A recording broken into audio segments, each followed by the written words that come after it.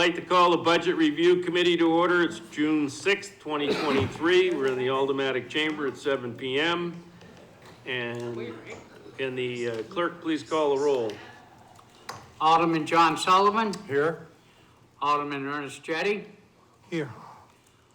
Alderman June Karen. Here. Alderwoman at Large Shoshana Kelly. I am here. Alderman at Large Laurie Wilshire. I'm here. Alderman at Large Michael B. O'Brien Sr. is present. And our chairman, Alderman Richard A. Dowd. Present. Also, we're joined by Alderman Tom Lopez. And also in attendance is Monsieur Mario Andrade, Superintendent of the National School District. And hopefully we'll have Mr. Dan Detterman, Chief Operation Officer, and also Paula Johnson of the National School Board. All right, we have a quorum. The first item in the agenda is public comment. Do we have any public comment on tonight's agenda? Seeing none. All right, communications. We have one, Mr. Chairman, from Mr. Matt Sullivan, the Community Development Director.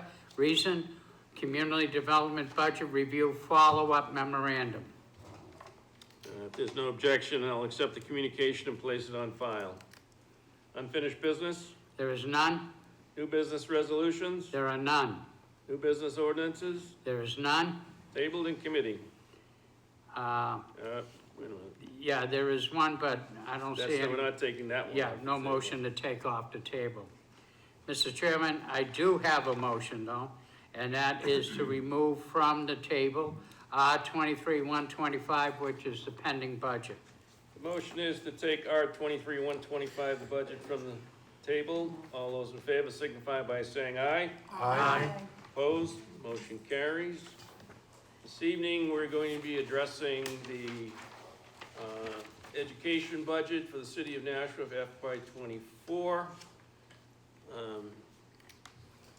Stan Ray, do you want to bring up anybody that you sit in one of the chairs? Oh, I definitely assume you want him.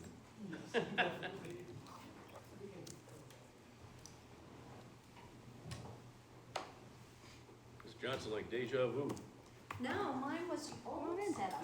This is the new setup. We can barely see you over that, you know? It's Yeah. like riding a bicycle, Ms. Johnson. It's, once you get back on, you never forget, right? Deja vu. Deja vu is when I got elected to the Board of Ed. Again, who would think? Okay, the way we'll proceed is, Superintendent Andrade, if you would give us an overview of your budget, and then we'll go through item by item, and answer questions at that time. Thank you, Mr. Dowd. It's my pleasure to be here this evening to present the school budget.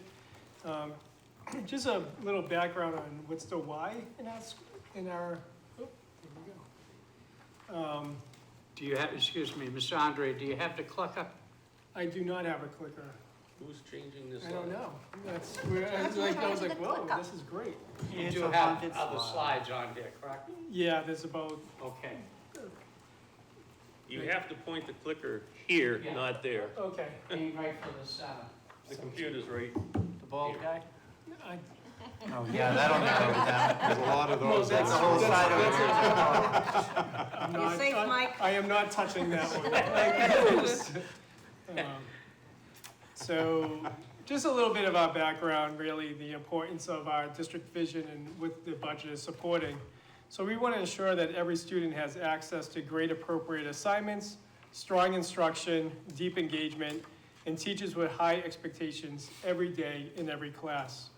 We also want to make sure that every student and family is an authentic partner and should have a real opportunities to shape the experiences students have in schools, receive accurate and accessible information about students' progress, and have a legitimate role in decision-making. We also, on a daily basis, concentrate on what we call PLCs, professional learning communities. And in there are 3 tenets: our focus on student learning, our focus on collaboration, and our focus on results. Go back.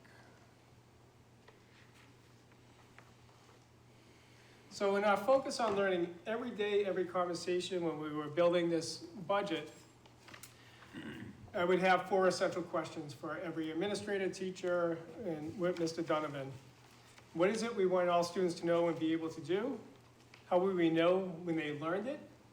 What will we do? How will we respond when the students don't get it? And how will we know if the students are, what are we gonna do if the students already get it?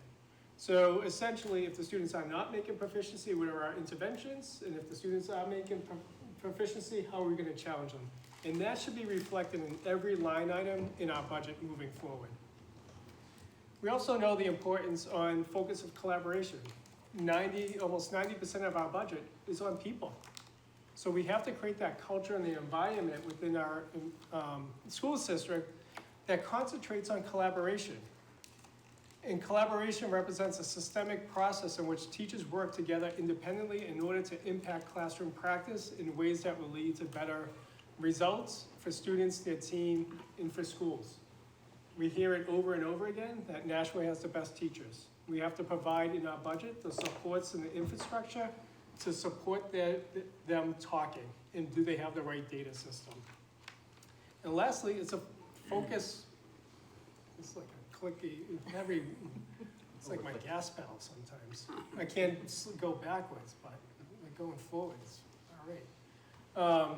Focus on results. At the end of the day, are we making a difference? We have to have those conversations with our teachers and our administrators. What are the results that are intended? And are we getting the academic return on the investment? And so are we creating a system-wide standards of content and performance and a relentless focus on continuous improvement? We know our job in education is never done. If we were 100% proficient, we would still have school tomorrow. We don't close the doors and say, we did our job and that's it, no more students. So we always know we have to get better. And so how do we, again, create that culture on that improvement? And here is our continuous improvement. This year, we're really, when we talk about the focus on collaboration, focus on results, and focus on learning, here's our budget priorities for the year. So we need to look at our tier 1 systems around curriculum, instruction, and assessment. We are not at a system, at a place in the school that we're at 80 or 90% proficient. When you hear our test results and you hear 30, 40%, that's not a kid issue. That's a systems issue. So when we're looking at our tier 1 systems, how do we improve the core? What's that investment in the core instruction that we can lift all boats? The old expression, rising tide lifts all boats. So we need to lift our core instruction around our curriculum assessment in our instruction. We also know we have to have a focus on our science of reading. So how do we get students to read better from an early age, and do we have the right resources? A portrait of a learner. At the end, when we have proud Nashua graduates, what does their profile look like? So we're doing a lot of work from the secondary down to the elementaries on what are those graduation expectations? How do we reform and transform the schools that meets the needs of the community, whether it's being college and career ready or just meeting the needs of our business partners in the community. And again, the next one is our real world learning experiences. We've been working heavily with Nashua Community College, the Chamber of Commerce, providing opportunities for our students to engage in experiences outside the school building. So we're preparing our kids for authentic, rich, rigorous experiences that are relevant to our business partners. We also know in the last year, 2 years, we have to improve our ELL, our English Language Learner Services, as well as our special education. So in our budget tonight, those are gonna be our primary areas. Again, if we can improve our tier 1 instructions, we'll need less ELL and special education services, but we're not there yet, so we need to still invest in those areas. Just as Nashua at a glance, this is our current profile. We have 18 schools, 12 elementary, 3 middle, 2 high school, 1 alternative. Snapshot in time, 9,900 students. As we all know, that can change on a daily basis, but we're looking just at a snapshot on October 1st. That was our number. Currently have 1,751 staff in the operating budget and another 200 in grants. which breaks down to our cost of students about $16,000.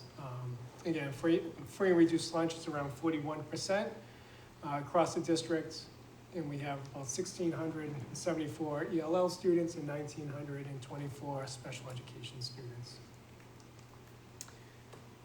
And I'm going to turn it over to Mr. Donovan for. Okay, so this is a. Yeah, when you speak for the first time, for the Yes, transcription, this please is- be named. Okay, Dan Donovan, Chief Operating Officer for the school district. So here is a pie chart showing what our fiscal year '23 adopted budget compared to the fiscal year '24 adopted budget. Basically, what I do is I just pull out the significant items and sort of group them together. As you can see, labor and benefits take up about 85% of our budget.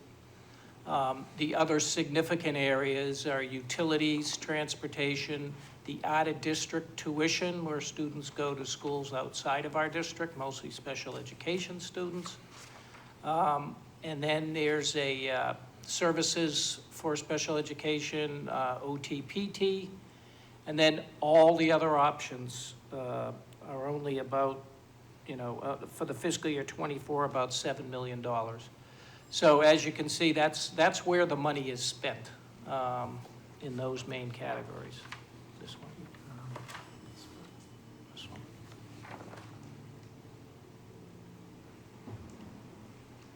Yeah, I'll help you. Oop. No, we don't want that. Don't ask me. All right. How's that? There we go. Thank you. Okay, so this is just a slide showing, where does the funding come from to run the school district. This is last year's, or the current year we're in now, school year. 121 million is the operating budget without benefits. You put the benefits FICA pension in, that's another 46 million. 13 million of grants, those are Title I, IDEA, Title II, those are all, for the most part, federal grants. The ESSER and CARES funding, which we've had over the last 3 years, we have one more year of that. Then there's the debt, which comes from the bonds, school building projects, et cetera. That's, as of last year, was 9.3 million. The special revenue funds, most of that in dollars is the food service program. And those dollars, revenues offset any costs. So there's no cost to the taxpayer for that 6.4 million. And then the revenue that we got in from the state and federal, most of that money is the adequacy aid funding. So that's what offsets all those other costs.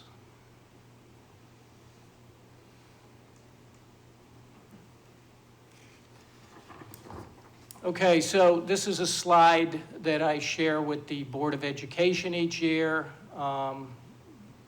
Basically just says, okay, the Board of Education approved 121 million. The city then applies FICA pension benefits to the salaries. They'll pull out any contract reserves where we've yet to agree to a contract with one of the unions. And then, so the school budget in the city, so when you're looking at the budget book that you've all received, you'll see last year that was 167 million.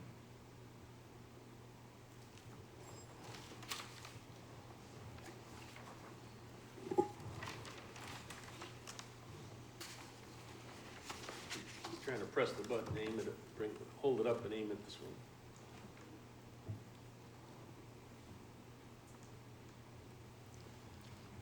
Okay, so the percent increase that we get from the mayor, that is just the base budget for the school, so it doesn't include the benefits. So this year, the proposed budget increase is a 3.01% increase, which is 3.665 million over last year. So the amount that the Board of Education approved was 125,430,000.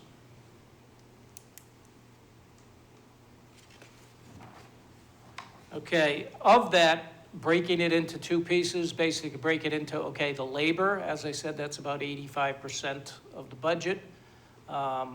The labor costs are going up about 2.5 million in this budget request. And this is pretty much a breakout of all the various labor accounts. For the most part, it's all the wages based on salary increases in the contracts. Okay, the non-labor costs in this year's budget is 27.3 million versus 26.1. That is an increase of 1.17. And we'll get into a little detail of what most of those increases are. Here they are. Just run through them quickly. Legal services with those have been increasing, dealing with special education students, dealing with just the day-to-day work we need to do at the school. The pupil support services, those are the OT-PT students. Services we supply to our special education students. Those are done by outside providers, two companies we've worked with for a long time. Most people think those individuals actually work for the district, but they don't. So they have increases in salaries each year. You'll notice the large one there, electricity. The fiscal year 23 number, I budgeted lower because I thought I was going to get some savings on the we did a lot of work at the high school on equipment and with the solar. That has not turned into the savings that I projected. The reason for that sort of twofold: we haven't received the dollar amount of savings we thought on the solar. We're hoping that'll get better next year. But also, as we know, the cost of electricity has increased. Even though we have a purchased price, that we have a locked-in price that's low, the delivery of those services has increased, as probably every homeowner would know. So the 2.1 million that's listed there is really what we had in the budget in fiscal year 22 and 21 was 2 million. So even though it is a big increase versus last year's budget, it's really back to where we were the previous years. And the other thing is, too, when COVID hit, we changed all our filters. We put in a heavier MERV filter, so it takes more air to flow through those filters, so the fans on in the HVAC systems are on longer and they have to work harder. Heating gas, we have about $100,000 increase, and that's fairly expected in these days. Same with HVAC maintenance. Those are maintenance agreements we have with two providers that do the type of HVAC maintenance our plan ops people are unable to do. And then you'll start to see a few items: equipment repairs and maintenance, vehicle repairs. These are increases that Mr. Smith has been asking for a long time, and he finally got his wish. But as we're all aware, with the inflation rate, the costs for him to purchase these sorts of materials, you'll see it again if you look here. You'll see janitorial supplies, things like that. They've really gone way up. So we increased those. Those are average increases of about 6 or 7%. Telephone voice. Most of that is not actual telephone, but it's internet costs. We've done a few things to try to reduce that. Hasn't quite worked out yet. We have another plan in place, but I figured I was going to budget for what I expect it to be, not what I hope it to be. You see the two transportation lines. We have a contract in place. That's a 3.5% increase on each one of those lines. That's what the contract increase with First Student is. Educational supplies, that's more of a school-based thing. They just budgeted more in there than they did the previous year, so it's not a true increase to the budget. It's just an increase in that line. And then you can see the security equipment, back about 10 years ago now. We spent about $2 million, put in security in all our schools. We've upgraded a bunch of things, but a lot of cameras and equipment related to that security equipment have begun to fail, so now we've had to create a new line. We started it a couple years ago, and now we're hoping to have about $50,000 a year going forward.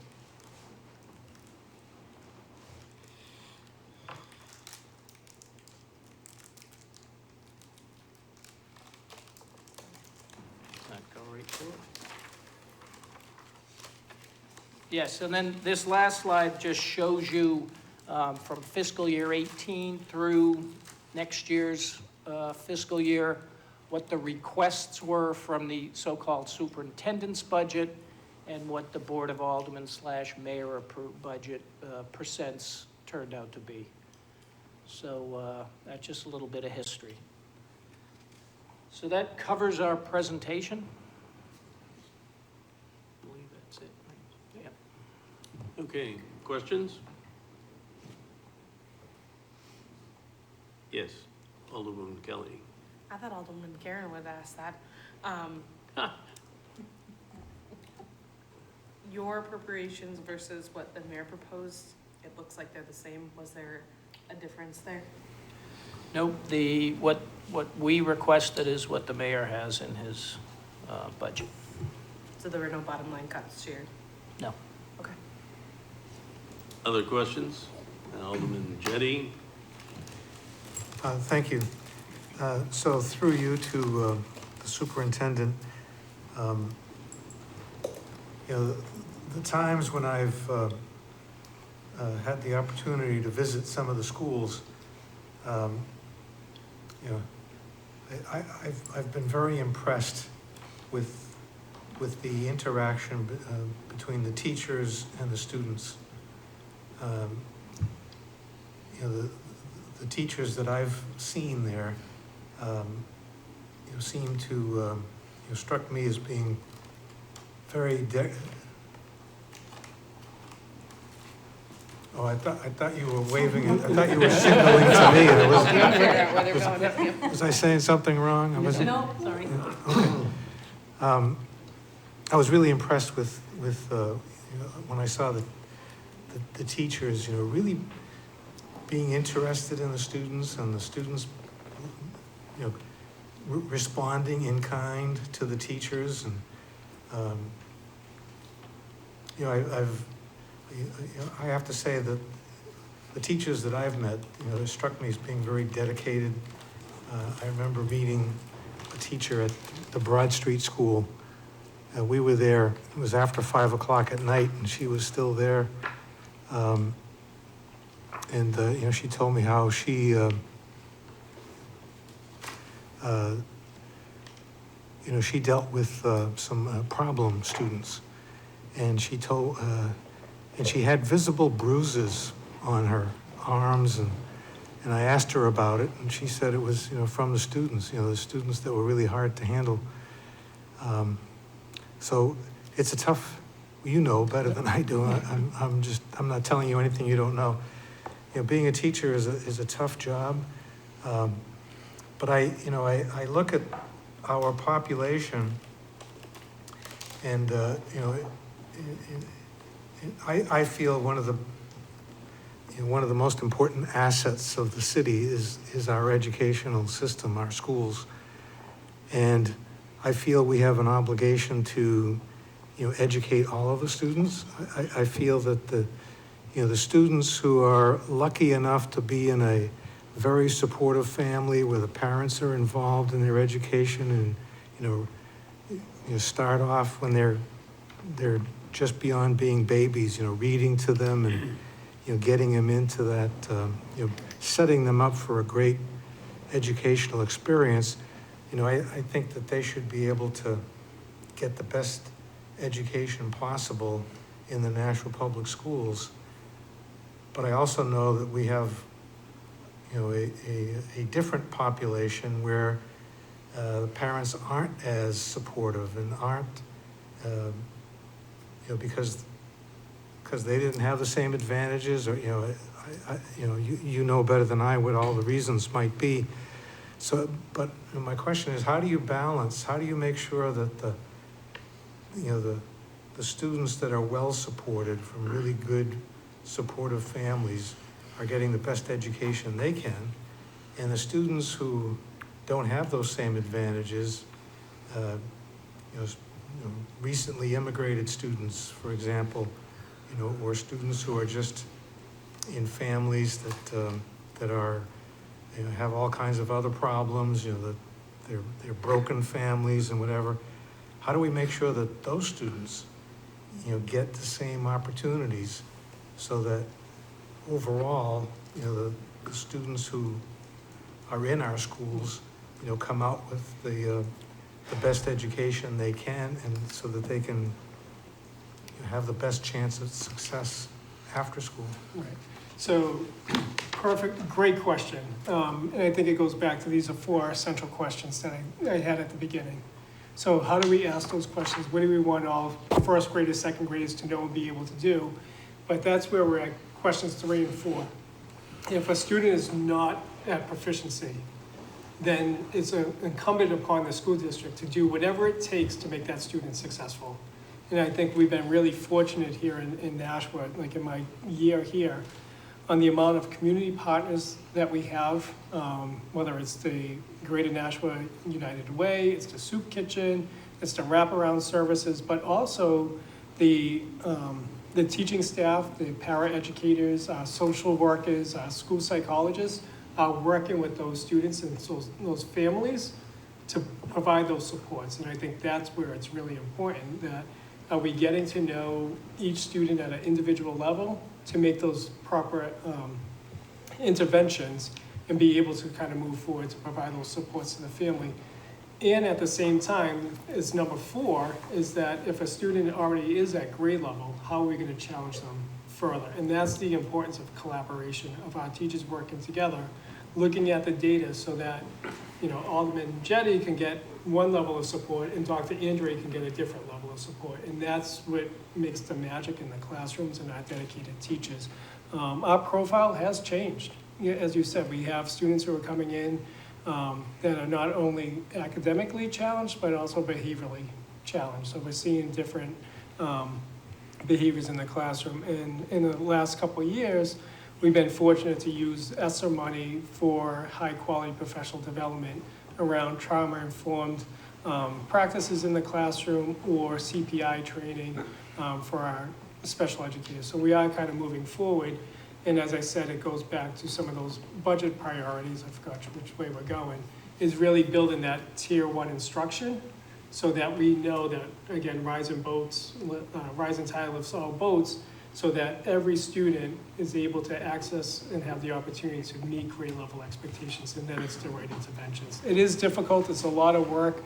There are things, in a perfect world, if I had more time for our teachers for collaboration, so that they were able to meet and have conversations, so they can put the right interventions in place and look at the data more thoroughly, it would be a godsend, but it's not enough time for our teachers to get together. But it is really challenging, but our teachers are doing a wonderful job, and that's a lot of thanks to the community as well.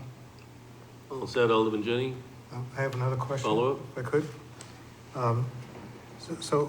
Mr. Donovan, the 3% plus increase, does that include the federal and state money, or is that 3% just the city portion?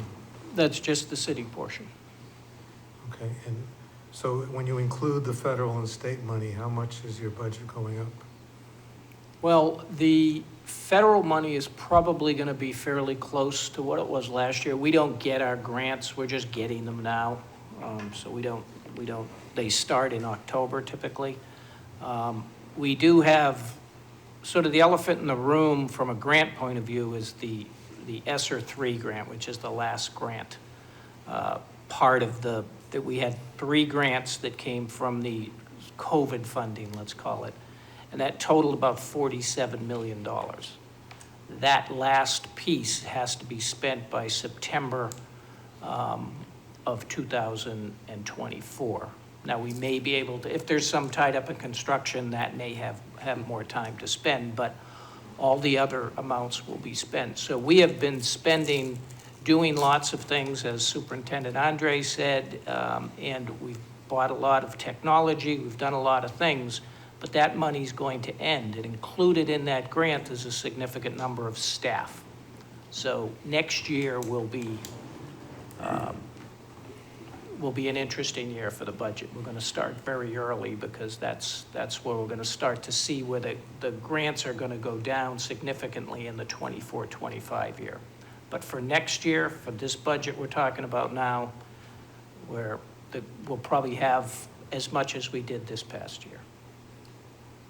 Okay, thank you. Well said. And one more. Okay. So if, through you, Mr. Chairman, if I could ask, I noticed my fellow Ward 5 resident who's on the school board is here, and I think Gonna put me on the hot seat, huh? you're the chairman of the budget committee for I the sure school am. board. And I think you voted against this budget, so I'd like to give you the opportunity to say, you know, I'm assuming, am I correct, the budget wasn't high enough for you? Is that why you voted against it? Well, I think it was a little bit too high for me. I'd like to see it a little bit lower. Okay, and so, Yes, and you're correct. So you're gonna put me on the hot seat here tonight. I don't vote very many times for budgets because I feel that I'd like to see them come back and see if there's gonna be any reduction from the Board of Aldermen, because I know you only have bottom line control. You don't have line item. But as a resident outside of this, I feel that these budgets are pretty high. And I feel, given the times that what's going on in the city, all the bonding and the cost of living has gone up so high, I think that residents need to see a decrease in our taxes versus an increase in our taxes. So it has nothing, basically, I love what I do on the Board of Education. I just think the budget is a little bit high, given the fact that there's decrease in population. Mr. Donovan is excellent in what he does in his numbers. This is what he's hired to do, and he does what he has to do to present a budget that he feels meets the needs of the school district. Okay? We have an excellent superintendent in our district. He's here almost a year now. I have the utmost respect for him. I find that out of all the superintendents we have, this is the man who's out there working in the community and within the school department, and we're starting to see some changes in the school district. I'm only one vote. 8 other members of the board voted for it, and I asked the night of the budget, I said, I'm not going to vote on this budget. Can somebody else make the motion? So I have the utmost respect for them, but I'm only one vote, and I just felt that where the population is declining, our costs are rising a lot at this point in time. Does that answer your question? may I Yes. continue? So, just for the record, I'm not sure you identified yourself? Oh, I'm Paula Johnson, member of the Board of Education. I Okay. live in Ward 5, and you're my alderman. Right, yes, I know you, but I just. I know you for too. We the see each other at the I know polls her as whenever well. we run. I think I know everybody here. So, other than the general statement that you think that, the budget should be lower, how much lower should it be? And, how would those, if we lowered it, where would those cuts come? Well, I feel that there are some open positions in here that I always ask about. This year, I didn't go through it as much as I usually do. But I do feel, again, we have a population, if you look at our population, and every year I ask, can you give me a spread of the last 5 to 10 years of the student population? We're down to about 9,000 students now. We're from where we were. And if you watch the redistricting committee, and you watched what Mr. Preston was talking about, he was also talking about the student population decreasing. And this has been going on for years and years. And this isn't the first time I've said that the school budget is higher than where it should be. When I sat on this board, Alderman Wilshire can attest to it, that I questioned the school department with the decreasing number of students. But with that said, like I said, I'm only one vote on the board. Do I think that Mr. Donovan's done an excellent job? Absolutely, absolutely. This is just my personal feeling, that I just feel that the budget is high. I think your budget is high. If you want me to get into it, I think your budget is high too, and I think your budget needs to come down to give all of us taxpayers a relief after what happened this year.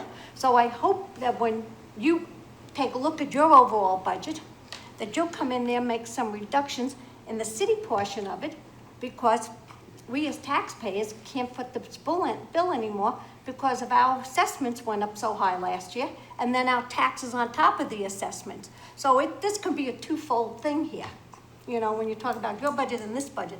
Again, I felt the budget was high, given the fact the enrollment is down. I feel that there's some positions that could be eliminated. I can go through it and I can start ripping this budget apart. But I have respect for Mr. Donovan and Dr. Andre. This is their budget. I'm just the member of the board. I'm here because I'm the chair. And you can take what I say, or you can take what the professional says over there. I'm not going to go them against me because of my respect for them. All Does that set? answer your question? Yes, thank you. You're welcome. All set? Yes, I am, thank you. Alderman Sullivan. Thank you very much. I have a number of questions, but we'll just go through one by one. Dr. Andre, you opened your presentation, excellent presentation, but I focus in on words sometimes. And there was a word combination that you put together, and I just love you to expand on the term authentic partner, what that means to you. Yeah, so, Dr. Andre, go ahead. Dr. Andrade, so I think all too often we invite parents or community members around the table and not really hear their voice or what they need for their child or their student. So I think it's a new relationship when we're inviting parents around the table. I met with a parent this afternoon and heard her story, her wants, her beliefs, you know, what she desires for her child. And we had a really delightful kind of conversation on what that might look like. Oftentimes we might, in the past, have a committee and say, we need the 2 token parents to be there, right? And so we need to move beyond that to really start getting parent and guardian voices involved, more of our community voices involved, and what does that mean and how does that influence the school? So that's what I mean by a more authentic partnership, as opposed to we have a policy saying we need to have a parent or a community member on a committee. So Okay. I think it's just that kind of transformation. Okay, thanks. Yes, follow up. Thanks. And so now to get into the dollars and cents a little bit for Mr. Donovan. The first question I had was around, so this is all in appropriations, salaries and wages. The part-time wages dropped. Do you know, is it just that we have empty heads, or? It's more that there was a movement between part-time and full-time wages. So we've had some data inconsistencies, might I say, in HR, where when someone gets hired, they get put in, and sometimes they'll get put in as a part-time person when they should have been a full-time person, and vice versa. So we were doing some cleanup of the system. Okay, So there's fewer part-time people now. I see. Follow up? And to zoom out a little bit, I did a 6-year analysis on staffing levels, and just to go for this current fiscal year, 1,751, which is a drop from last year, 1,778. Fully staffed, do you have all folks present and accounted for? We are not fully staffed, and most of that difference is, I decided the last couple of years, we've budgeted every single open position. And a number of paras, for example. We're short, let's say, 45 paras. We haven't been able to get them. So I decided to say, let's not budget for people that we know we're not gonna get. Okay. So there are open para positions in the budget, but not as many as we've had the last couple of years. Okay. So that was the reason for that. Okay. And will we staff, we also have some openings, mostly in special education department. Those are very difficult positions to fill, but a lot of those services are required per the student's IEP. So we have to go out and use outside contractors to provide the service. Those outside contractors cost more than we have in the budget. If I were to say, for example, I had 60,000 in there for a psych, we couldn't do it, I may have to use an outside service, that might cost me 90. So I have to find that 30,000 somewhere. I see. With ESSER grants the last few years, it's been relatively easy. After this year, that's going away. So that'll be one of the challenges going forward. Can I just add on to that? Just, so I want to be, and that's from a dollar and cents, but from the education, if a student needs a paraeducator or a service, we know we're obligated to provide it. And so if we have to have tougher kind of conversations, if we're not staffing the 45 empty positions or funding that position, but we still have that need for the 45 and the money's not there, that just means we might have to move something and make a harder decision later. So always at the forefront is the needs of the student. So in my time here, I've never heard Mr. Donovan say, we cannot do that for a student, we'll find a way. So I just want to be clear that even though we're changing the way that we're funding and not as many open positions, does not mean that we will not provide what a student might need in an IEP or a 504, et cetera. Okay. Just for clarification, every year you have teachers, paras that leave for retirement or other reasons. So in March, April, you're always hiring for the next year. So there's always openings that are being filled and emptied as they go through the system. So they plan for what they need. Okay. I still have Alderman Sullivan. Just one more, please. Ms. Johnson alluded to how student population has dropped over the past few years, and staffing at the district level has remained, it kind of goes like this, but it's basically within a kind of a range. Help me, from your point of view, explain that. So we've been hearing a lot of just the different needs of the students. So, the effects of COVID and socialization, behavioral impacts. We've been really fortunate to keep our class sizes low. By contract, I think we can have up to 27 students in an elementary school, which is extremely high. I mean, it's, when we toured the school a couple of weeks ago, 27 students in Amherst classroom is wall-to-wall kids and stuff, like that's just gonna be too crowded. But we were able, in the last couple of years, we have an average class size at our elementary between 17 and 19 students. And that's where a lot of the personnel is, just keeping the class size low. We know there is some research. It's not the biggest factor, but it's a major factor on, we know that a smaller class size is more personalization, better relationships, more focus on academic performance, and concentrating on the whole child. So that's where we've been relatively stable with our classroom teachers. We also added a lot more guidance counselors, school counselors, and social work is really on their wraparound services, making sure that students' well-being is well taken care of, and that's additional staff, and mostly through ESSA. Okay. Yeah, I know we're a small group, but for the transcriptionists, please, again, state your name every time you speak, because I think the voices are unique enough, she may pick it up, but just to be sure, we want to make sure we get the notes correct. Did you have are you all set? Yeah, yeah. All right, I have Alderwoman Kelly first. Thank you. I have a couple of questions. So ESSER has come up a few times and it's been on my mind. I know we used it for a number of things, so I had a few questions around that. We know it's going away. I'm interested in how we spent it and how are we planning for those losses? Dan Donovan. We spent, the total of the 3 ESSER grants was about 46 million. We will spend about,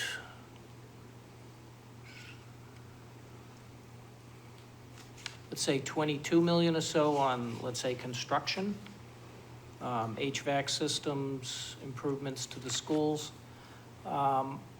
We spent probably about 5 million or so on technology, might be a little more than that, but ballpark. In the beginning, we probably spent a couple million on various COVID supplies, masks, all kinds of things like that. And then the rest of it has been spent in 2 areas. I don't have the true breakout, but on staffing, where we either had added additional staff for specific things and for use of outside programs, where we brought people in either for teacher development and training, or we've used some outside sources for mental health and things like that. So that's, I at some point need to get to my, my board, a breakout, a little more specific numbers than that, but that's pretty much where the money has been spent. So, again, just for clarification note, for the 2 Birch Hill, Maine Dunstable, we're using ESSER funds, and the funds are committed, which is part of the process. They are supposed to be expended by September of '24, and we're working for an extension. The law now is that you can extend it to September of '28. We don't need it that long. But we are working with Senator Shaheen and Senator Hassan's staff to get that extension in writing so that we don't have a problem with either one of those schools. I can follow up, please? Follow up? Thank you. So it sounds like most of it was spent on one-time projects, so we're not necessarily worried about a hole there. You did mention some staffing, so that was one of the things I was looking to see. Are we gonna have to find those salaries now? So that's the tricky part, right? And so we know when we hired a lot of people on the grant, we said, you need to do such a good job that we don't need the position anymore, right? And so it's that COVID kind of gap. But we're, as Mr. Donovan, Mario Andrade.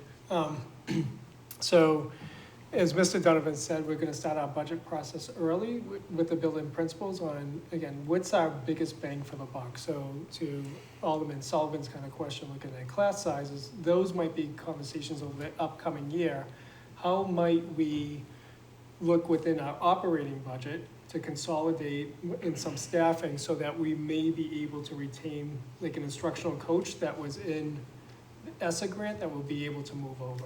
So that's some of the wiggle room that we need to do, and we're having conversations with the building principals already to say, what are your priorities? What's those key positions that we need to fund? And then if that's a key, where are we looking at to be a revenue neutral or to absorb those positions into the operating budget? So we know there's a lot of positions that I can't come back here next year, and I won't come back here asking for 11% increase to get those positions. I don't think that's responsible, but we need to make sure that we're tightening up our process on our side and having those conversations on what does the schools look like? How do we provide the necessary supports to the students who may be having academic challenges, and also challenge them academically if they need to thrive. So that's how we're looking at it going forward. We're just not gonna roll it into our operating budget and ask you for 11%. I don't think that's smart. Thinking ahead. Right, so. If I could follow up, please. Follow up? I have 2 more questions. So one more connected to the ESSER. There was a really interesting article that came out this week about learning loss and how ESSER funds didn't necessarily help to, bring that back for our students. So I'm interested in where you think we are as a district and what we can do with that learning loss from the pandemic. Yeah, so this is my little bias with like even the term learning loss, right? So even prior to COVID, we can look at some of our schools and our overall proficiency, and it wasn't where we needed to be. And so there was gaps in instruction in that aspect of it, but we're 2 years out. And so I think we need to start thinking more asset thinking instead of deficit thinking. So learning loss means like we gave something up. So, but if we're looking more of that asset thinking of like, what did we actually thrive in during COVID? Like, our students were resilient. We had little first and second graders at home managing their learning on a Zoom call and being not as successful in the classroom, but they learned different skills. Like, it's just a whole different way of looking at it. The other one too, and this is where, like, I think I may have read the same article, and this is my fear, right, is that, you know, as superintendents, and not just in Nashville, but, you know, as superintendents, we always say, if we had more money, we could do something. We would close that gap. We got the money. And did we close the gap? Not necessarily. So now people are coming out, like, you got $5 billion as a nation to address learning loss, and you didn't get the results. Was money the issue? So now, I think as we kind of go forward with the COVID gap, I go back to our priorities. What does our tier 1 instruction look like? What do we know that all students in 3rd grade must know and to be able to do? What does good 3rd grade work look like? And we haven't been good with that, right? And so that's, I think, as we're going forward, is how do we accelerate the learning so that all students can meet grade level proficiencies? And that's where I think we haven't invested. So we, not just Nashua, but across the nation, we use a lot of ESSA money to say, we need another reading specialist, we need another special educator, we need another para-educator. And that became Dan's job, not my job, right? If somebody else was gonna fix the problem. And now the money's going away, and now that person's going away, and now we still have that system failure. Again, not just in Nashua, but it's just, so that's what we have to fix going forward.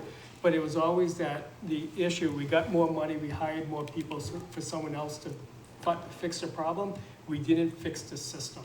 And so, again, going back to our budget priorities, we're looking in Nashua to fix the system of tier 1, so we know what's the proper interventions, and we could do that in the classroom with the right amount of people and able to kind of go forward. So I don't know if that answered your question, but that's my little soapbox on that.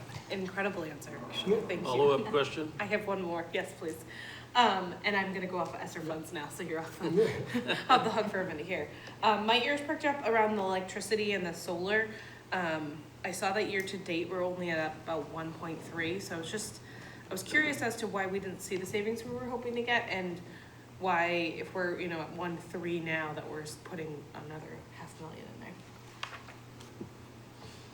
So Mr. Donovan? Dan Donovan, as I said, the projected savings on the solar didn't come as fast as we thought. I can't tell you exactly why. I have a meeting with Mr. Smith and one of his associates to talk with the solar folks to say, you know, what happened. We did understand going in, solar, until you can start storing it efficiently, the best times of the year for solar is when the students aren't in school. So, and the way New Hampshire works with the grid and the buyback, and you don't get as big a benefit as you would think. So when it just came down to dollar savings, they weren't what we had projected in the budget for this year. And as I said, the other thing with the higher filters and the cost of transmission increasing, that's why we didn't get the savings that I thought we'd get. So in a sense, that 1.5 million, 1.55, that was sort of a bad budget job by me. That wasn't necessarily, I took some assumptions and thought they would work. They didn't in the final dollar and cents invoices, which is, to be honest with you, there's a lot of great ideas out there. And like I tell people, always budget more conservatively when it comes to things like this. So I didn't take my own advice. So I'm a little bit familiar with the solar problem. Part of it had to do with not getting the solars energized as quickly as possible. As you may well know, I threw the switch at Penachuk 3 months after it was supposed to be thrown. And that had to do with getting last-minute okays from Eversource. And the billing is very complex. The generation charge is where we save the money. The delivery charge has been going up, and that's, we don't have control on that. And now the city's got a new rate, so there's a lot of variables that haven't been able to be factored into the final equation for electricity where we have solar. There definitely was a savings in electricity at Fairgrounds, because I've seen the numbers. And I'm sure at the end of the year, there'll be savings at Pennachuck. But you need time to evaluate what your year-to-year cost is for the full year of solar versus what it was pre-solar. And you also have to factor in other things. Now, the high school and all the new middle schools are all using energy-saving type of things such as LED lighting and that type of thing. So the final determination of the savings isn't in yet.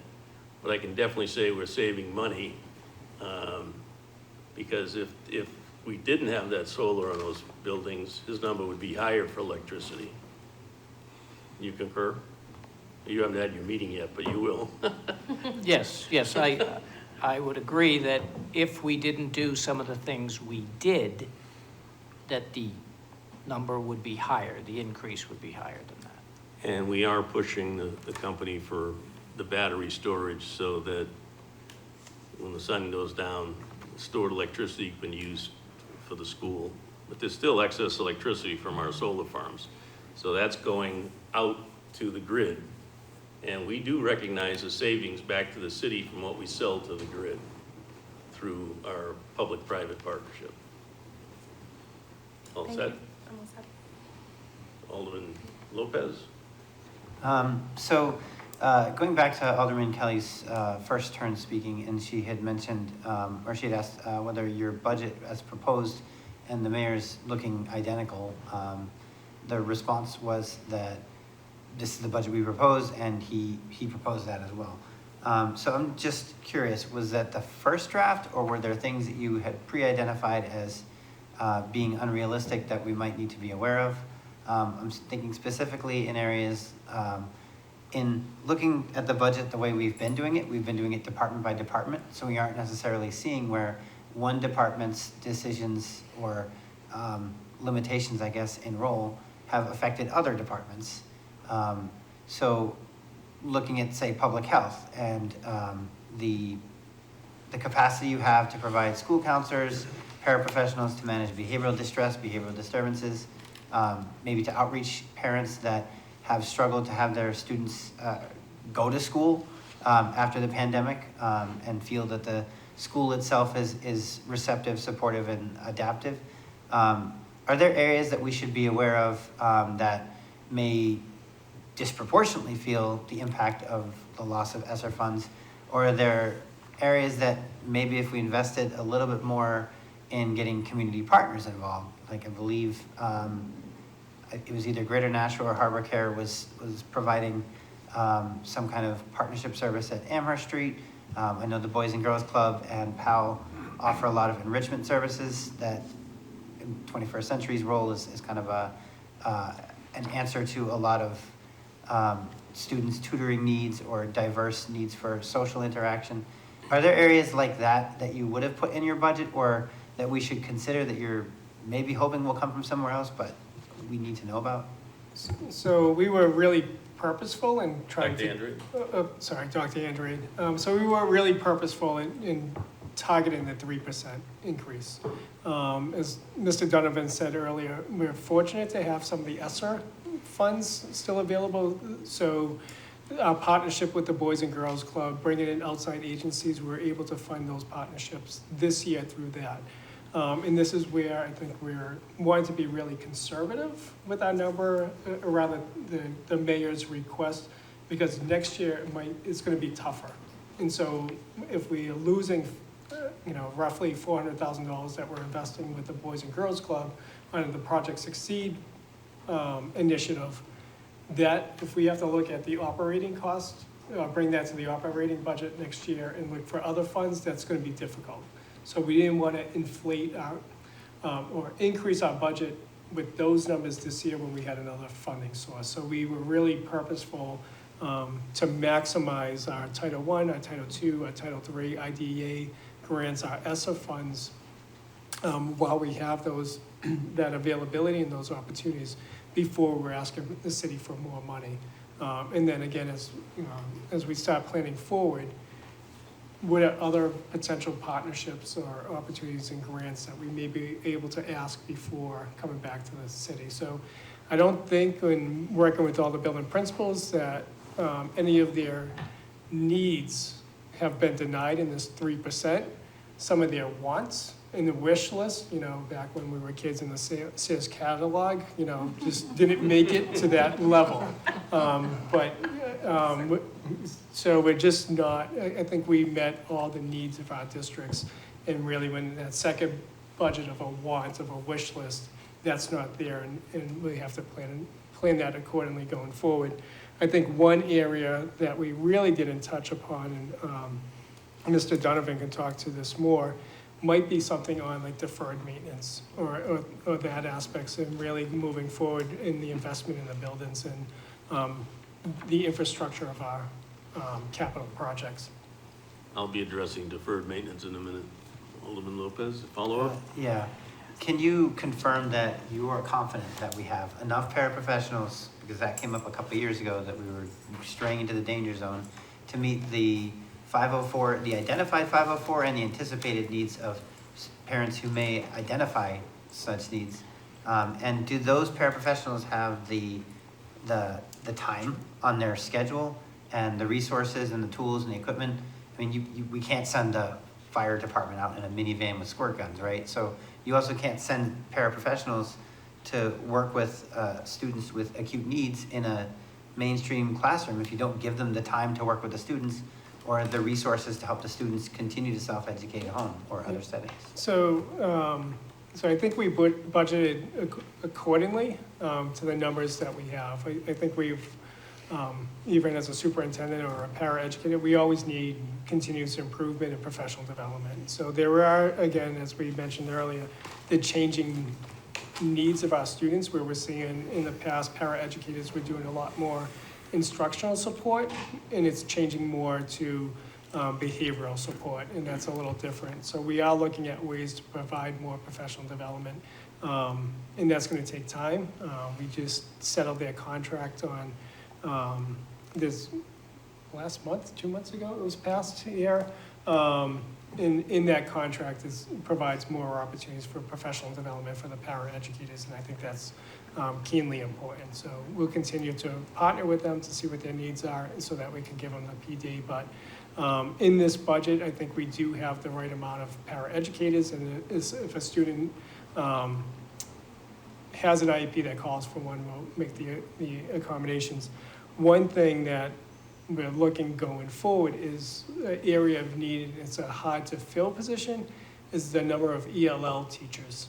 And that's just been a real hard area to find certifications or dual certifications to meet that growing population. So working with Mr. Donovan and some of our grants, we were able to flex some of our grant money to provide more ELL teachers, but I think next year, again, we'll probably need more ELL teachers. I think we currently have about 42. We probably could use about 60 teachers, ELL teachers. All set, Final or- question. Do we have metrics for like ELL and special education? We almost always hear about graduation rates and how many kids got to college and all that kind of stuff. Do we have metrics for people who are graduating that English wasn't their first language, and people who might have developmental delays or acute, issues, trauma experiences in their life? And how do we compare to the state and the surrounding area? Yeah, we'll be more than happy to share that. I don't have it in front of me, but we do have that matrices that we have to provide the Department of Education on a yearly basis, and it's broken down by the category in which they qualify for special education. And then we look at, I think it's index 13 of what is our graduation rate and how we're servicing the students. So we'd be more than happy to get that information. As how we compare with other districts, again, I don't have the numbers right on, right with me, but I think we're right, you know, students with disabilities are graduating, similar to our neighboring districts. The ones that really impact our graduation rate is our students who stay to 22. But we know that a student who qualifies and is gonna be with us until they're 22, we know the life journey of that student at the age of 3. So we just know what that path is going to be. It's gonna be a little different than a typical student with an IEP that just might have a reading or a math goal, but the students who stay with us until 22, it's much more of a significant disability, and that's addressed a little differently, but I can, more than happy to get those numbers. Can I clarify that? Hang on, if that's a reasonable number of pages, could you send that information to Donna Graham, and she will give it to all the aldermen? When you say you know the student's future at age 3, you don't mean everybody who's in school until age 22. You mean a population that was identified as acutely special need And that's that may take a longer track, not like the guy who dropped out and then couldn't get back in because he couldn't transfer his credits or whatever. Thank you for that clarification, Dr. Andrade again. Yeah, so the students who are age 3, they're early intervention students. They're significantly, will have a disability that's significant. It's not a student who doesn't have enough credits or they're transferring. This is really maybe 1 or maybe 2% of our population. Okay. All set? Yep, thank you very much. I have Alderman O'Brien first. Thank you, Mr. Chairman. I appreciate your forecasting and at least gave us a heads up that next year could be a nautical, you know, when it comes down with the budget and everything. That being said, as you know, the state has yet to come up with their final budget. And as you know, being an alderman and a state rep, I always believe that the right hand should know what the left hand is doing, even that sometimes it gives me nightmares at night. And one of the things that is being discussed is private school vouchers. How do you anticipate that's going to impact the district, and who's going to pay for it? Is it going to come out of your budget or the municipal budget? Great question, I don't know. I think, quite honestly, I don't know the answer to that. Follow-up? Follow-up? It will most certainly have a fiscal impact. Oh, absolutely. So whether it's a pass-through, you know, it's saying, you know, it's a pass-through that we're getting X amount of dollars for X amount of Nashua students. And so maybe we have 100 students or 200 students who are participating in the voucher. That money is just going to come to us in adequacy aid and then right out the door. And the impact there is that if we ask for a 3%, right, that money going out the door is part of our 3%.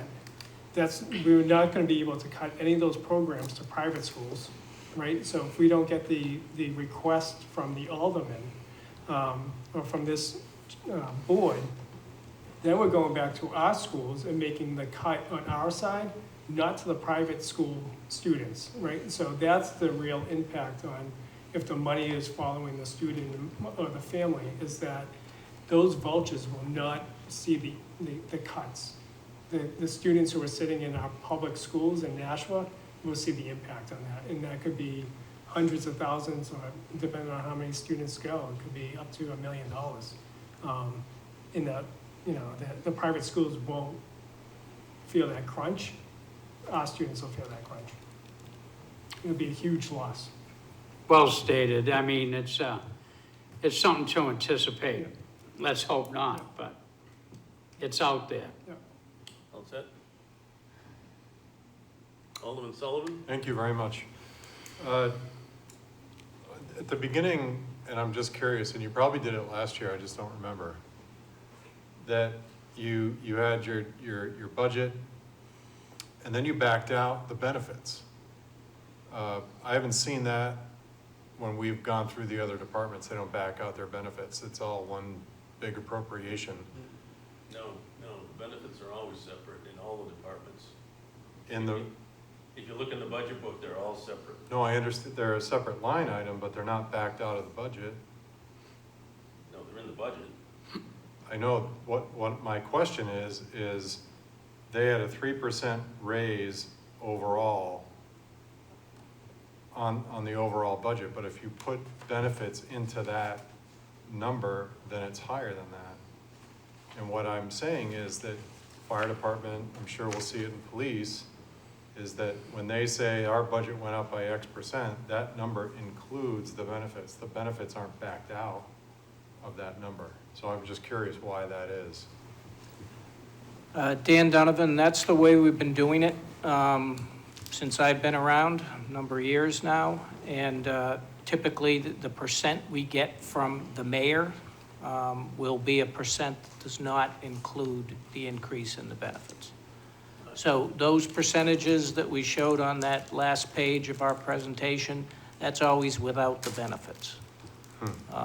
So is it higher with the benefits? Yes, assuming the benefits go up, which I can't, they go up most years, so. Right, because you don't back the salaries out. Right. And to me, it's hand in hand. So I'm just curious why you would back out one and not the other. Well, because basically we sort of control all of that. We don't control the benefits. The benefits are controlled at the city level. Okay, I was just gonna say the benefits for the school district are paid out of the city side. They don't pay them on the school side. So they're a little different. Like when we give them a final number for their budget, it's in their hands. I don't want to scare people. They can spend it all a whole different way than what's in this book. It's up to the Board of Ed. But the benefits on the school department are all paid out of the city side.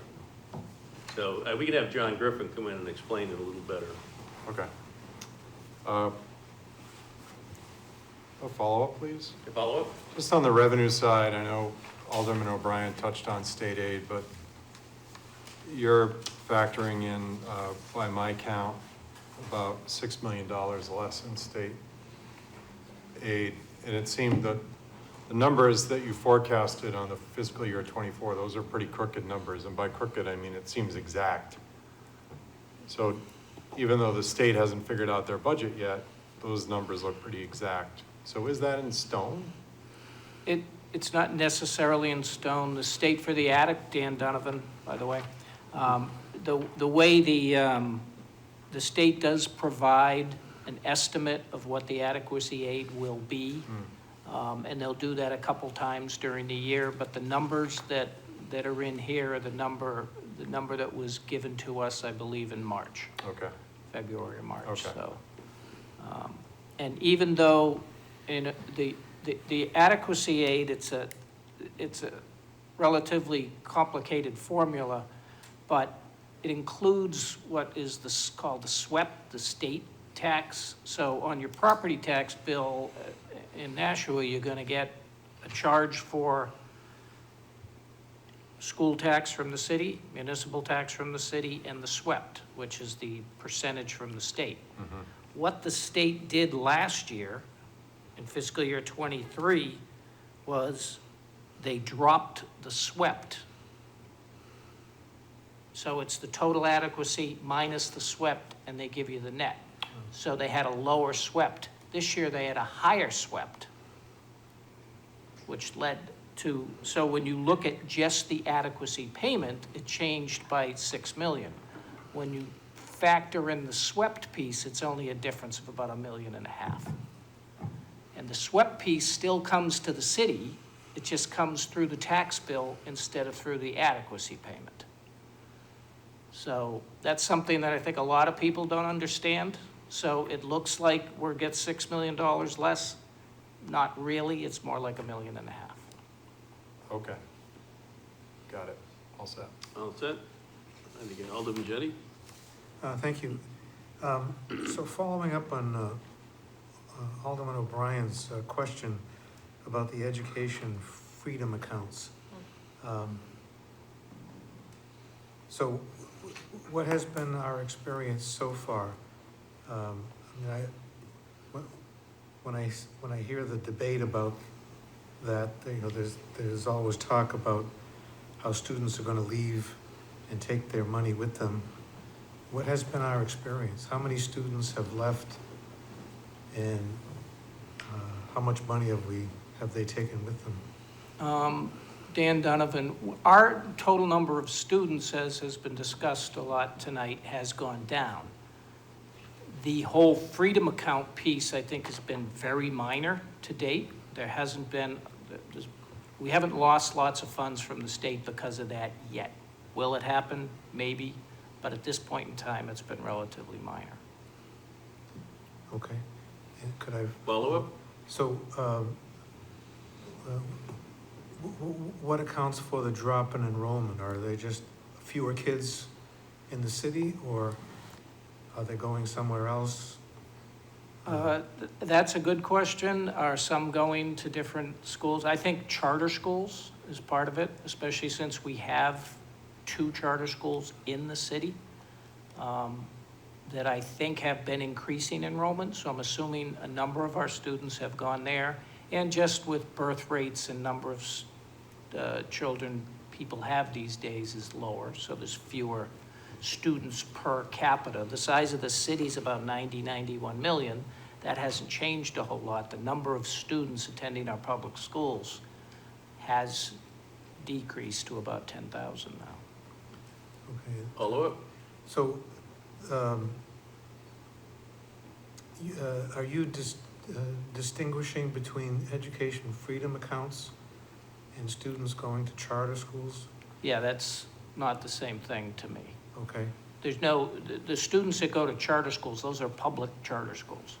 So we lose the 3,900 or so that we get from the adequacy aid formula. That goes with the student to the charter school. But they don't bring along, we're not losing a lot of money through, at least it's not in the adequacy aid formula, this account that Alderman O'Brien spoke of. Okay.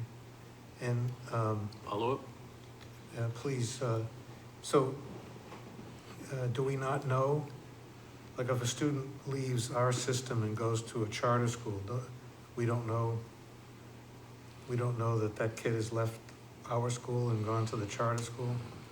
No, we know that, but Okay. Yeah. So do you know what the numbers are, I guess?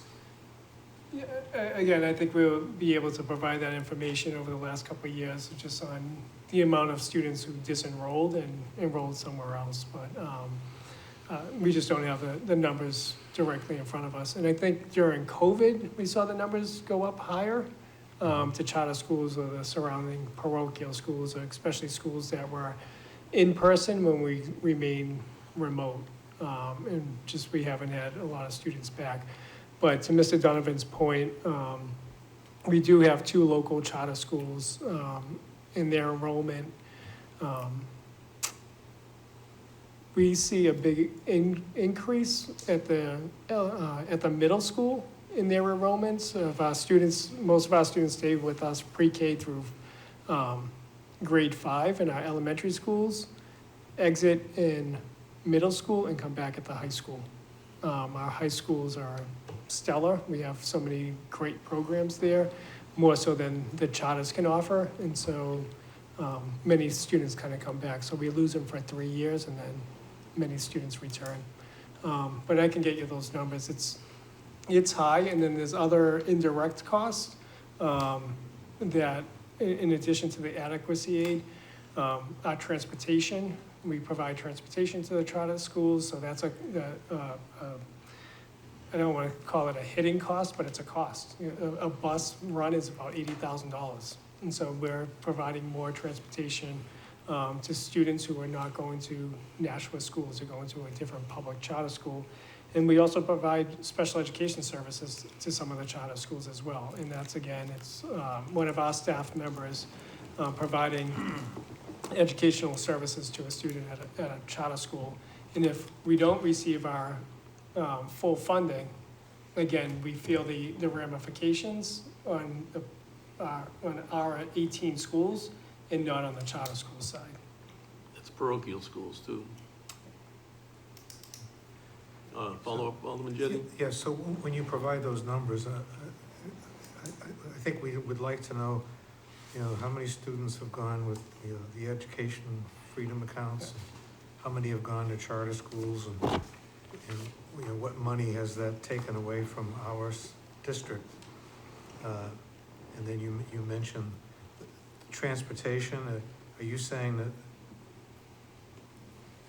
I suppose if we're providing transportation, even though those kids would be getting transportation if they stayed in the district, I guess we have to use more buses to That's go exactly to it. these different locations, right? So, if you could add that. And could I Yes, follow up? follow up? And so, on the recent tour that we took of the schools, and which included the Franklin Street, I learned that we provide preschool education to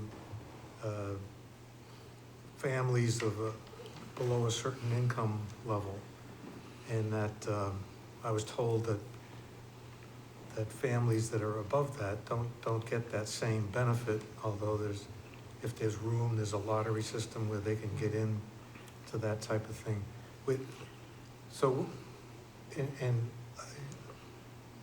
I think this is true, and you may have said it tonight, but I think it's true that preschool starts these kids off on the right foot, so to speak, and gives them an advantage. And that, my question is, with the drop in enrollment overall, does that provide us with the opportunity, if we can afford it and we so chose to do it, to provide preschool, right now we're doing kindergarten for everybody, right? Yeah. If we provided, with these lower enrollments, would that give us an opportunity to provide preschool to everybody? Not within this budget, right? So I No, think, no, right, I know like, that. it's, yeah, I'm like, that'll be a major lift. I think the conversation might be eventually, do we have enough space for additional pre-K classes? So most of our pre-K programs at Franklin Street is based on special education with peers, right? And so most of the students who are coming in, Title I might waive some of the tuition for those pre-K families who are under a threshold, and other ones might be paying a tuition. So I think it would be great if we could be the first district that could offer universal pre-K to all families. That would be wonderful, and if we could plan that out, I would love to take on that initiative. And I think, as Ms. Johnson said earlier, declining enrollment, could we have eventual space for more pre-K classrooms? Just off the top of my head, one of the factors that would go into that is the amount of construction that would go into that, because there's certain classrooms have to be a certain size, has number of bathrooms in there, sinks, and so we would have to retrofit a lot of spaces if we were gonna bring in universal pre-K. But would that be a benefit for all our families? Absolutely, absolutely. I would love to be able to do that, but we're just not there yet. All And, set, or? And I think this is gonna lead into what you wanna talk about. But, when you're talking about the number of buildings that you oversee, and,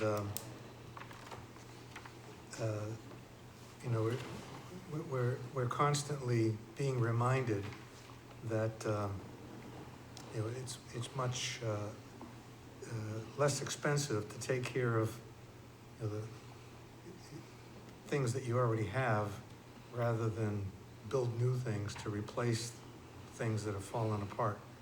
So, I noticed that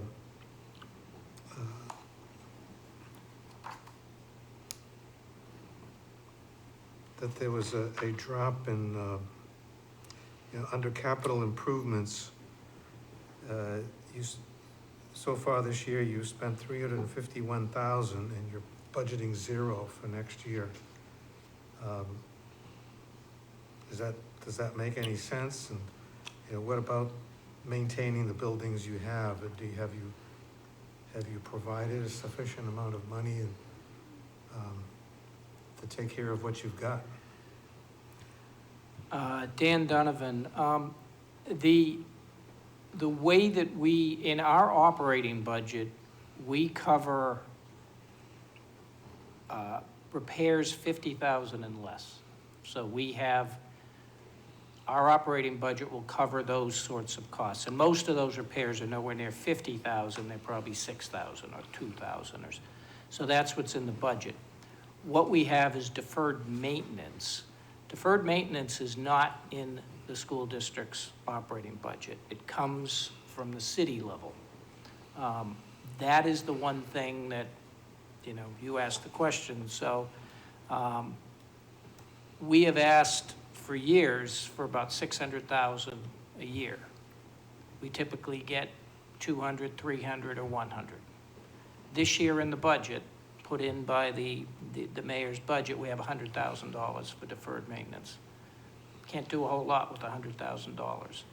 In the capital equipment, the deferred maintenance request as part of the capital proposal we put together, Mr. Smith requested 1.1 million. So we've been playing this sort of game each year where we ask for 600 and we get 200.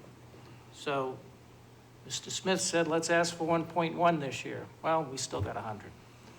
So that's the area of the budget that we could certainly use more funds. And if you look at some of the things that he's asking to do, they might be things that would hold off on a significant renovation to a school. And I think that's how we have to start thinking is, just fix the roof on your house, and then you don't have to worry about the wallboard because of the leak and everything else. Those sorts of things. So this, and like I said, it's a clunky part of the budget. We don't put it, it's not in the operating budget, it's more on the capital side. It's put in, it's $100,000. We have had the last couple of years, Alderman Dowd has gone and requested and got some money, whether it was a small bond or from some other resource, so we've had more money to spend. And at the end of each year, if I have excess in the operating budget, a lot of times I'll request an escrow or spend it on an item that we may need immediately. Mr. Smith always has a list. If you want someone to spend your money, he's the man. So something I work with quite a bit. So last year, 2 years ago, we got 100,000 in capital, and we ended up replacing one pump at the high school for $90,000. That system in both high schools is huge. So last year in the budget, we had 100,000 from the mayor, but we allocated 250,000 out of excess revenues, I believe, and transferred it to the school department for use in deferred maintenance. So they had 350,000 last year. I conservatively estimate that we have $1 billion in capital in our schools, conservatively. If we had to replace I think the high school I had at 200 million each, because I know what they cost 20 years ago. But anyway, if you look at any analysis relative to what you should be spending on deferred maintenance, 100,000 is ridiculous. It's almost criminal. We can let our buildings deteriorate and have to renovate them for 50 million earlier than we want to. A good example is one of the things in the deferred maintenance that they're going for is patching some of the roads at Nashua High School South. We can let the thing degrade even more, and we'll end up spending almost $1 million repaving the entire lot, the entire high school. So you can take care of things now for a low price and put off major work for many more years, or you can let it degrade and spend it a lot earlier. So some things, and the other thing is the capital improvements program, I think you're part of it. You know, they came up with critical projects that should be done right away for $8 million. And the capital improvements in the budget's $800,000. Doesn't make sense. So we're gonna have to be looking at that as we go through the budget process. The Board of Aldermen just added $2 million to deferred maintenance for the schools in Manchester, over and above what had already been allocated, which was in the millions in capital improvements. So we're not doing what we should be doing as far as taking care of our facilities. So could I ask, where, so this isn't part of the school budget. Right. Where in the city budget does it appear? Well, we had 100,000 that's already in capital improvements for deferred maintenance. And we've got to look to add additional money. It could be from excess revenue, it could be from other sources, like we did last year. So we'll have to determine that as we go through the budget process. So where is that 100,000? If I look in It's this in the book. capital improvements list. I don't forget what page it is, but there's a list of capital improvements in the budget book. Okay, And it's 800,000, and I know there's 50,000 for the new signalization issue with the fire department and the police department. And there's a few others, I didn't memorize them all, but it's 800,000 in capital improvements that the mayor has selected to fund. All set? thank you. Yep, thank you. Yes. Paula Johnson, member of the Board of Education. I just want to kind of clarify a little bit things here.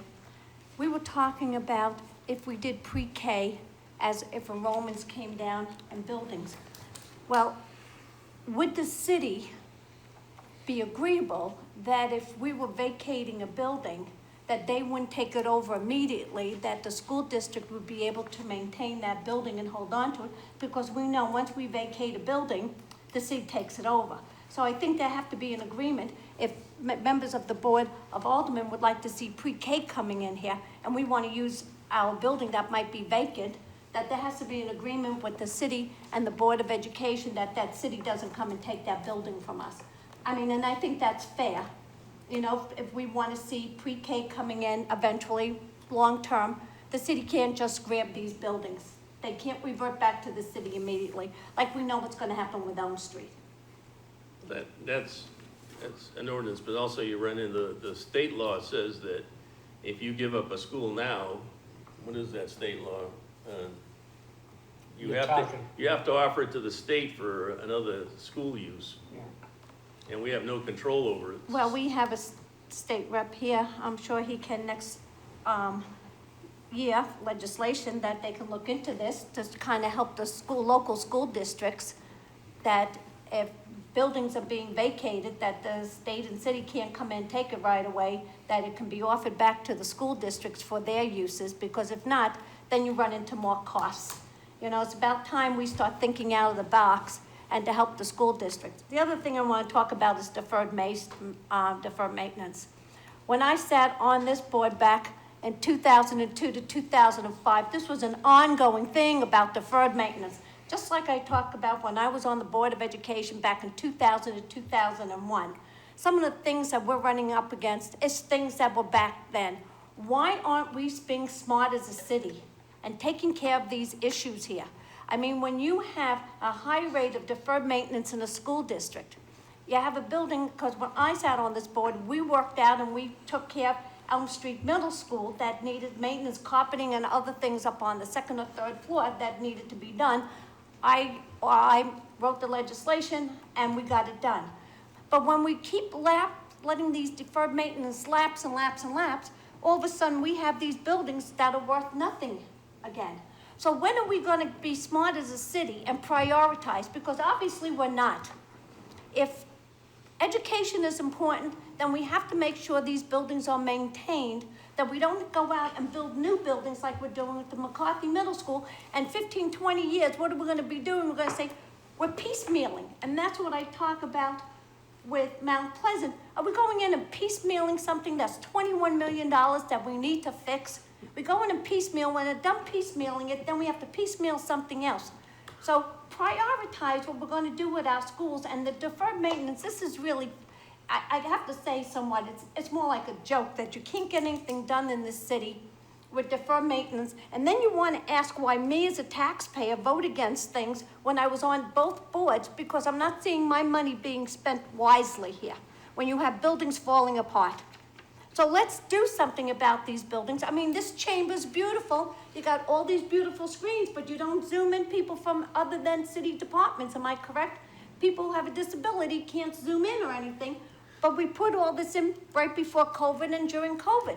Now, was that money wisely spent now? Of course not. I don't mind you having input, but let's keep it to the school I budget. am, but what I'm talking about, the money, how we're spending it, to spend it wisely down the road.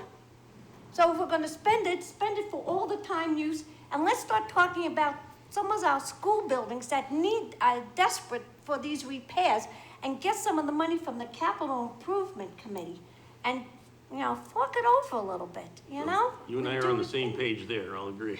You know, so let's do something about this already. Rather than, you know, I want to see where my taxes are going in the school buildings already. Thank you.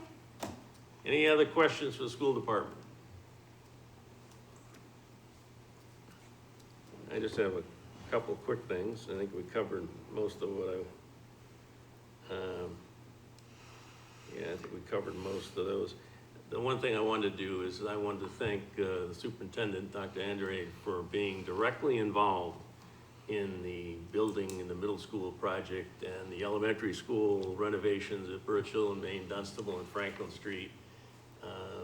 In the past, many superintendents, we rarely saw them involved, and you're involved on a day-to-day basis, and we fully appreciate it. And it's a good connection between the educational piece and the building piece, and it's working out great. And by the way, we lost kids in the middle school. Now that we've renovated the 3 middle schools, maybe we'll get some of those kids back. There are no other questions? Alderman O'Brien.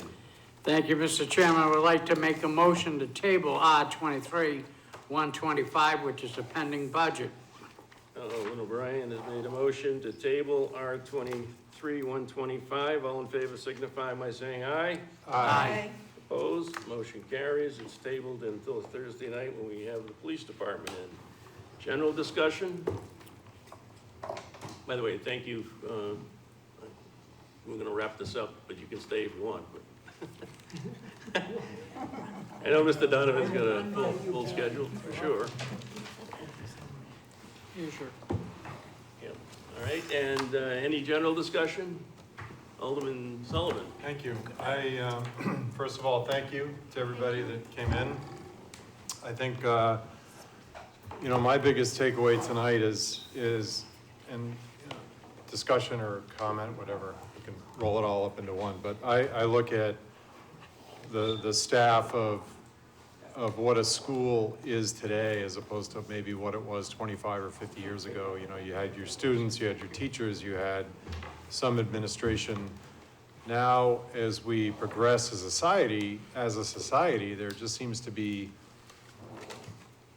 a lot more needs for the student. And I think that the profile of your typical school staff has changed. That was really my biggest takeaway tonight. You know, I always use sports metaphors, and I think that before you always had a head coach and maybe a couple of assistant coaches. Now, if you look at a modern sports team today, they have a head coach, they have 5 different assistant coaches, specialist coaches, nutritionists, you know, counselors, all of that. So I think that it also reflects what's happening in our schools today. And I think that even though while the school enrollment is dropping, there's no question about that, but the makeup of what it takes to educate a child and to see that child come to fulfillment, I think is on display for us now, and we're working through those changes as a district and as a city. Alderman Lopez. I just want to point out that I was in school 25 years ago and I had paraprofessionals and supports, but they 50. I was like, well, I mean, I was there, I was getting stuff. But I think having the conversation publicly and addressing those needs is way less stigmatized. Like, I don't feel weird about, or I hope I wouldn't, if I was in school today, feel quite so weird about having to have the special services or my vision teacher who had to wear every neon color showing up and taking that class. Like, it was a very different experience growing up in schools in the 80s and 90s than it is today, and I hope it's better in a lot of ways. And the conversations we're having today do need to be had. I don't disagree at all with Alderman Sullivan that the overall makeup definitely is changing. We are addressing different needs than we did back then. It's not necessarily a bad thing, and it also probably means a lot of people are being heard and understood that never were before. Maybe they were just being institutionalized. Yes, Alderman Wilshire? I can attest, I guess, to the quality of our schools. My kids all went through National Public Schools, they all have successful careers. My granddaughter is going to graduate 6 days from now from National High Newark. Now, she was in high school during the pandemic, and it was challenging for her. She is in the top 10% of her class, got the only math award as a senior last week. That's why I wasn't here. But our schools are doing a good job, and I know that it was rough for the kids that, you know, were learning from home and sometimes difficult for them to learn at home, but I can attest, she's a great student, she's learned a lot, and was it rough? Yes, but I think our schools have done a phenomenal job despite the pandemic. Alderwoman Kelly? Yeah, I wanted to echo that sentiment. I think that the superintendent's response around learning loss was really interesting, and I think the idea that children gained a lot of different skills during the pandemic, it was really profound to think about. As a parent who went through it, I hadn't really thought of it that way, so I thought that was interesting. The other piece that I was going to comment on was deferred maintenance, and I want to continue to have that conversation in this room, in the full board room. How are we looking at maintenance and coming up with a plan so that this middle school doesn't have to be replaced, you know, in 100 years, or hopefully less than 100 years, but you know what I mean? I think that piece we've heard not only from the school department, but also from Director Photo, is a piece that as a city we're not up to snuff on, and I think it's something that we should all be talking about and working on figuring out. Thank you. Alderman O'Brien? Thank you. To echo Alderwoman Kelly, my first term on the board, I was on infrastructure, and there wasn't that much mention of deferred maintenance or looking at, you know, investing into some of our structures and stuff like that. And we kind of made it like a kitchen table discussion. My job here is not done, but the fact that many aldermen bring it up and realize that it is a problem is a step in the right direction. To solve any problem, first you got to recognize that there is a problem. And our current structures do have a particular problem. We got a library that needs to be worked. We got 2 parking garages. We got 14 Court Street. All these things have been ignored. And that's only a few of them mentioned, but have been ignored by the past, by past boards. One can say, how can you do that? Where was the funding? Not when you have a spending cap. Something falls off the plate, rolls off the table like a meatball on Wednesday night, you know? But the thing is, it's back on the plate now, and this is good to have these type of discussions. We're going to probably meet in the future and try to decide. Now, it was brought up like, oh, closing the school and the city taking property. Well, there's no magic formula. You got to keep in mind with that too. We're going to have to make sure that the building does not become a derelict building, that it won't be people, vagrants living in it. We're going to have to insure it. We're going to have to secure it. And so there's other costs that are involved with it equally as well too, more than, you know, just with, you know, holding the building. So I'm glad that it's there, it's being discussed, and I commend this board for at least having that particular, having this discussion, because it's definitely one that is timely, that needs to be done. And as we go forward, I hope it remains on the table. Thank you, Mr. Chairman. Anyone else? Okay, one thing that didn't come out was, the reason there's more staffing in schools today is, for whatever's driven our society today, kids have a lot of problems relating to a lot of things. And if you look, and we've been really good in Nashua because I don't think we have as big a problem, but across the nation, you have a lot of kids that are committing suicide in our schools because they have nobody to reach out to. They're bombarded on social media with a bunch of, I'm not gonna describe it, but things that they shouldn't be Malarkey. accessing. Yeah, I guess that's, and we need to have the psychologists in the schools so that the kids have somebody that they can go talk to. I know I've had friends of mine that have been assistant principals at the high school, and they have actually turned kids around. Kids that were contemplating suicide or quitting school or doing other things, and then they become not valedictorian per se, but on the dean's list, if you will, in the schools. And so those positions are important, and I think that that's why some of the staffing is different than when some of us were in school. They had different ways of handling things. So that's important, and I guess that's all I wanted. And police on Thursday. Could I make one more general comment? Yeah.